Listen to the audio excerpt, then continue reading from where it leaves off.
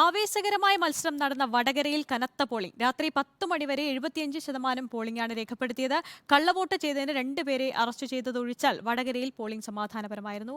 VS Ranjith തയ്യാറാക്കിയ report കാണാം. വടകരയിൽ ആര്യ, വളരെ വൈകിയാണ് വടകരയിൽ പോളിംഗ് അവസാനിച്ചത്. 10 മണിയോടടുത്താണ് പലയിടങ്ങളിലും പോളിംഗ് അവസാനിച്ച് പോളിംഗ് ഉദ്യോഗസ്ഥന്മാരൊക്കെ മടങ്ങിയത്. അതുകൊണ്ട് തന്നെ നമുക്ക് കൃത്യമായി ഒരു കണക്ക് പോളിംഗ് ശതമാനത്തിൽ പറയാൻ സാധിച്ചിട്ടില്ല. ഇപ്പോൾ ഏകദേശം ഒരു 78% പോളിംഗ് രേഖപ്പെടുത്തിയിട്ടുണ്ട് എന്നാണ് മനസ്സിലാക്കാൻ സാധിക്കുന്നത്.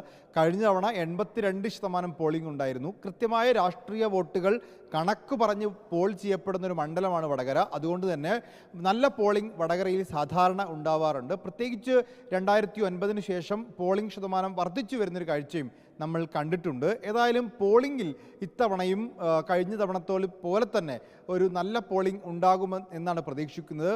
CPM-ന്റെ കേന്ദ്രങ്ങളിലെല്ലാം തന്നെ ഉച്ചവരെ നല്ല പോളിംഗ് ഉണ്ടായിരുന്നു. പ്രത്യേകിച്ച് പാർട്ടി വോട്ടുകൾ കൃത്യമായി പോൾ ചെയ്യാൻ സാധിച്ചു. വടകരയിലെ വിവരങ്ങൾ നൽകിയത്.